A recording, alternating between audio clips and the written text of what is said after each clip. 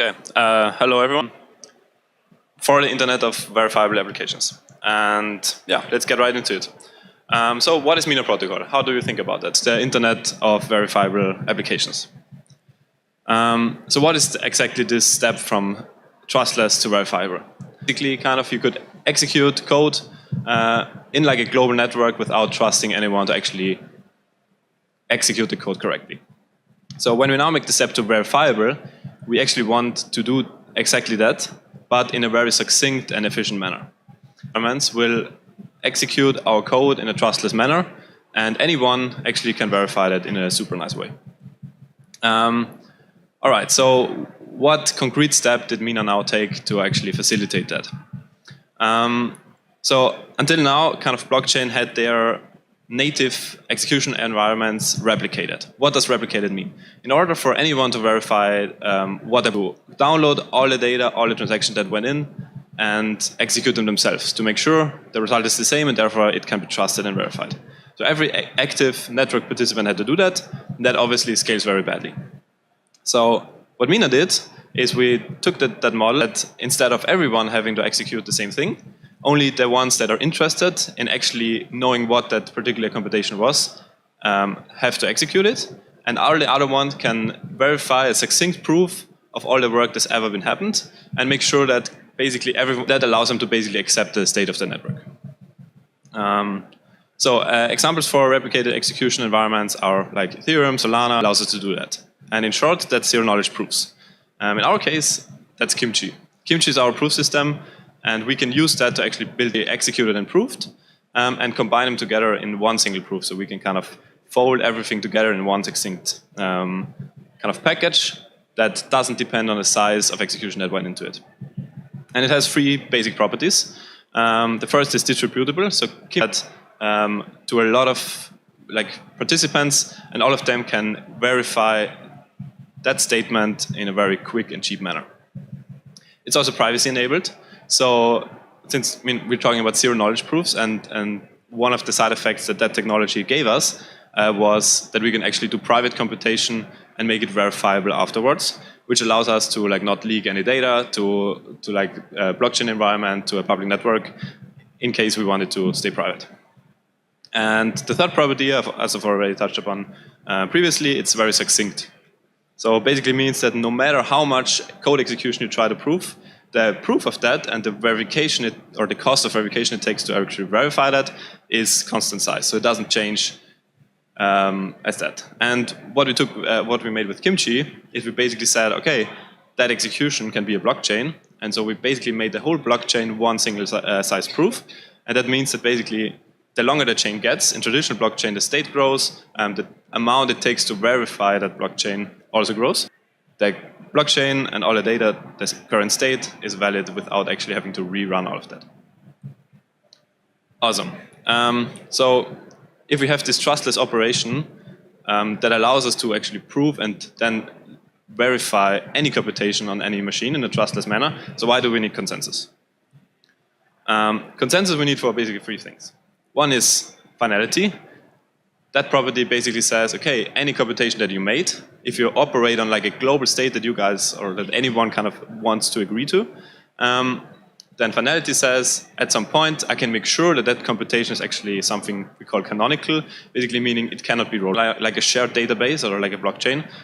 We want to make sure that anyone can actually participate.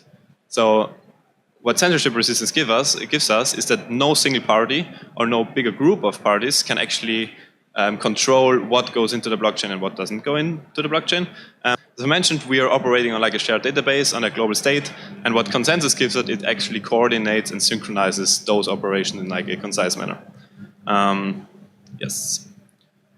All right. So that consensus stuff, that's not new. That has been around for 10 years or more with all the blockchains that are out there.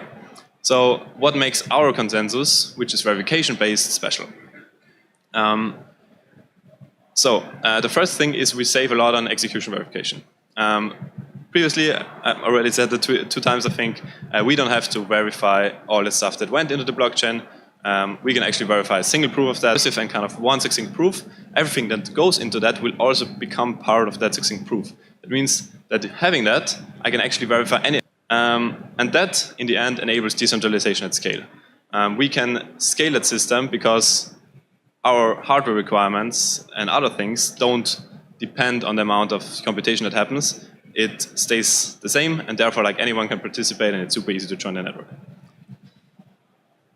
Awesome. Just to summarize, Mina Protocol kind of enables a verifiable execution environment, and about building on Mina is by separating that architectural models into the application layer and the base layer.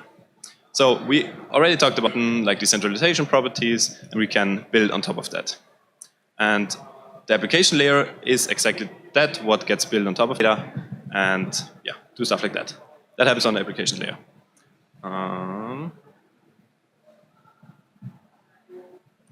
Okay. All right, let's look at how the application layer works in this case.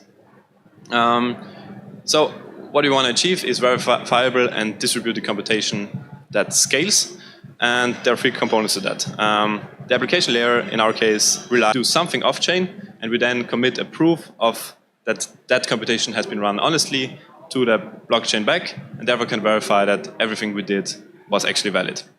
This enables us to like not be dependent on any gas costs or any like block size limit or anything like that, because we can put as much computation as we want into that single proof and then let the blockchain verify it.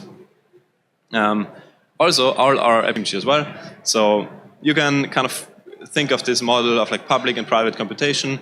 They kind of marry into each other on the application layer. So you can have stuff private on your client side, phone or whatever. You can prove it, you can execute it, and then combine it with some public execution that kind of coordinates execution. You can build anything you want. It can have any like, it can have any logic. It can have any architecture. It's not like I don't know, restricted by like any smart contract model or bytecode or whatever the fuck. In a great manner. It also does proof accumulations, as I've mentioned. Basically, all applications become part of that succinct proof. It also does, it accumulates it. Basically verifies proof within proof, and therefore kind of comes to that like proof singularity.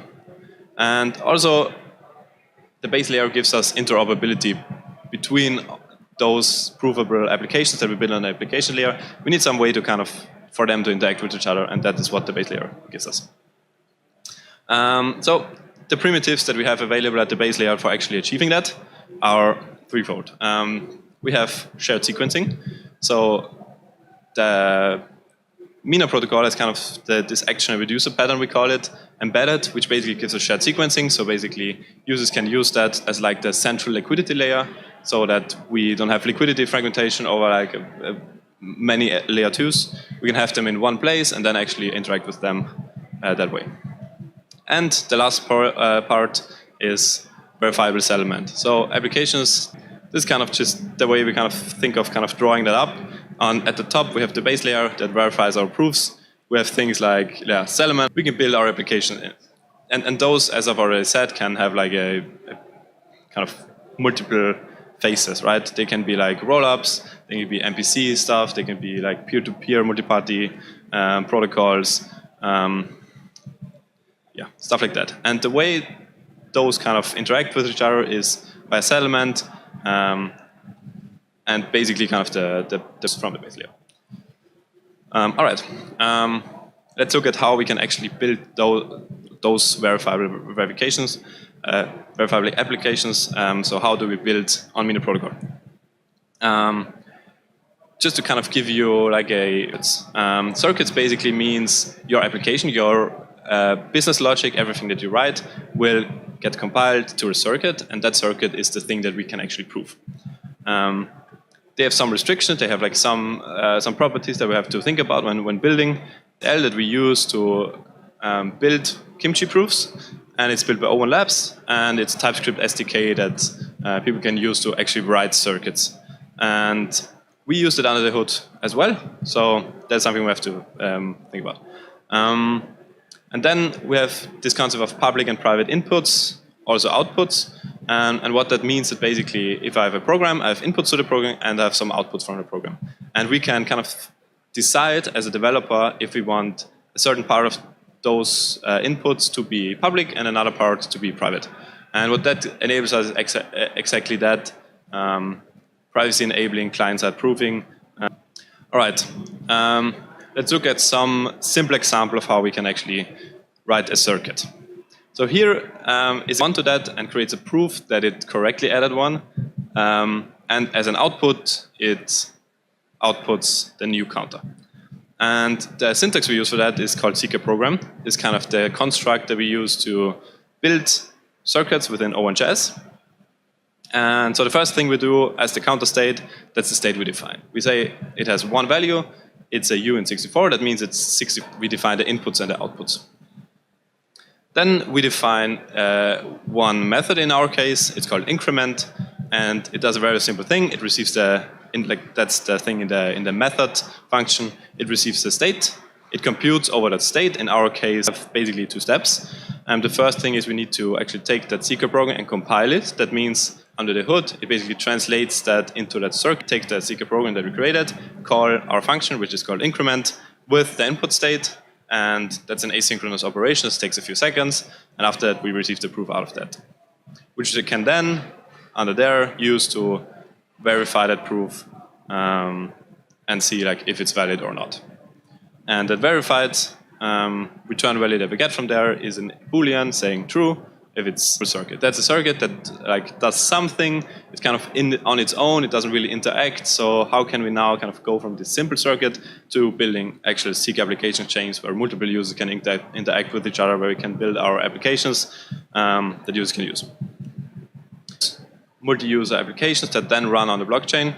And yeah, under the hood it's powered by OpenJS. So all the base building blocks that we use and also how like the business logic is written is using OpenJS and the primitives that OpenJS gives us. Protokit is end-to-end, so like there's no one that can actually or maliciously influence the result of any computation. Everything is kind of proven in primitives. So we try to kind of make the framework as powerful and versatile as possible. So you have a lot of tools that you can work with that actually help you with building those applications and abstract over a few things that are more complicated and tedious too. Why do we need an R sequencer?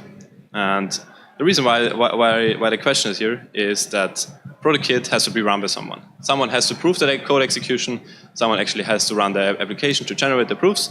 Therefore, that's some party, right? Why do we need that? The reason is execution orchestration. Proving is a tedious task, and also executing everyone's transaction in like a I don't know, sequenced manner is also something that's not very easy, especially when you only have like circuit writing tools and like some protocol that Mina offers. So that's why we build Protokit. We want to make that as easy as possible. All right, so how does the zk application chain work in practice? So it's based on validity proofs. That means that, again, everything end-to-end is proven, but compared to like other, that again leads to that there's no sequencer operator malleability. So if you are the party that actually executes your application, you have no way of kind of influencing the result. And then we separated and those kind of give us different tools which we can work with. Most applications will be built in the runtime. So that basically says, okay, what does your application do? And in the protocol, you can customize how the chain behaves under the hood. So like, I don't know, are there nonces, how are fields handled, stuff like that goes in the protocol. And then the sequence is everything that goes on like API level, interacting with databases, stuff like that. Awesome. So how does this zk application chain work under the hood? So we have a pretty simple workflow, I would say. So it's kind of the intent to do something. I want to swap this token for this token on a DEX. And users authorize those signatures, those transactions by a signature. So they sign the stuff that they want to do, therefore we can make sure it actually came from them. And all right, next thing, the transaction lands in a mempool. So the sequencer, the one that operates the app chain, keeps track transitions are emitted. What are state transitions? Basically, they mean since we all basically the application operates in a global state, transactions that come in and get executed can change that state. They can write to it, they can read from it, and every 10 seconds or whatever you configure it, they will collect it into a block. So the block is kind of the primitive that gives us those containers of multiple transactions, and therefore kind of allowing us to iteratively basically continue run, just to again go quickly through it. Alice here on the top left, she submits a transaction to the application chain's mempool. The sequencer picks up the transactions, executes them. As part of executing, it will emit an array of state transitions. Those are executed by the protocol and then applied to like the global state. All of that is proven end to end. Therefore, like we receive a transaction proof. We bundle multiple of those transaction proofs together in a block proof, and that block proof goes to the base layer. In our case, Mina, and gets verified there. Then the whole cycle starts again. Awesome. What else can Protokit do apart from just writing super simple stateful applications? It can do token bridging. It goes out of the base, out of the box with settlement. We have an archive node and a sequencer, or archive node implementation that basically allows you to index all of the stuff that goes on your chain. We also have a framework for processing that data and basically giving like historical, I don't know, infographics, or have like a framework for doing that. We do proof parallelization out of the box, so that stuff actually gets executed very fast. We also have DevOps and Docker integrations. Awesome. So let's build it. Let's see how the code looks. For us, it all starts with starter kit. So that's a repo on GitHub. You can git clone that or use dgit and clone that on your machine. What do you get from that starter kit? Basically, a few things. The big chunk of your work will probably be in the runtime, and that is part of an app chain. So basically, that is what lives under packages chain source, and there you can build your applications, configure your sequencer, do stuff like that. So all the logic goes into the app chain. What also comes out of the box is a pre-built UI. So it gives you kind of a rough skeleton of the UI, how you can like connect your wallet, connect to the sequencer, basically have all those front and back end interaction. We kind of build a template for that. All right, so that's basically what comes with the starter kit. How can we run it after we build the application? We can, obviously the first thing is we have to do, we need to install our dependencies. After that we can call p-npm dev, and it will spin up the UI, it will spin up the sequencer, hot reload, stuff like that. How does the UI look? That's how it looks. It basically gives you that skeleton that I talked about with a faucet. The first thing you have to do is you connect your wallet. In our case, our wallet, which is like the predominant wallet for Mina. You connect it. After you did that, on the right top, stuff will be updated there. Okay. How can we build a runtime module? So basically, runtime modules are the way we build applications and how we structure them. You can think of them like classes or like smart contracts on Solidity, stuff like that. Basically, it's built out of three things. It has a class-based definition. It has stateful properties, so state that you can write different things. You can choose to execute or not execute. We'll see how that works later. Let's build kind of a minimal example of the structures. So we have a proposal ID, and we have a struct to actually collect all the votes that we did. So kind of a number that says how much voted yes, how much voted no, and then a proposal consists of a recipient, an amount, and the votes that have already been cast. All right, so the runtime module, let's quickly go over that. The first thing we do is we define state on the runtime module.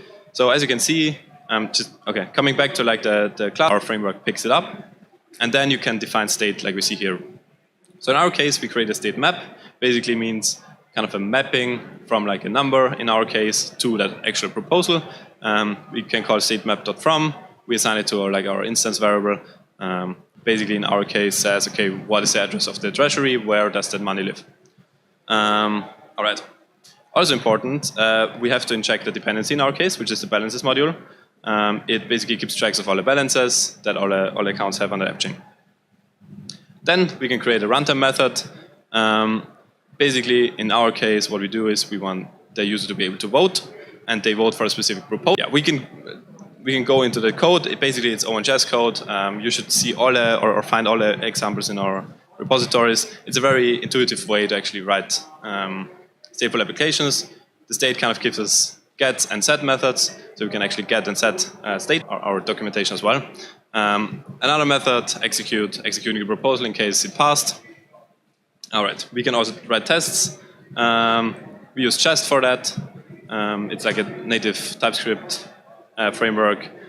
We have like some utilities for that to actually test your code. Create like unit tests for your methods, see if they behave right. All right. You'll also find a lot of Mina team members around the conference if you have any questions. Also, the slides should be available in that QR. Any questions? If you want to try to build on Mina, we'll talk about the prizes later on stage. So yeah, thanks for listening.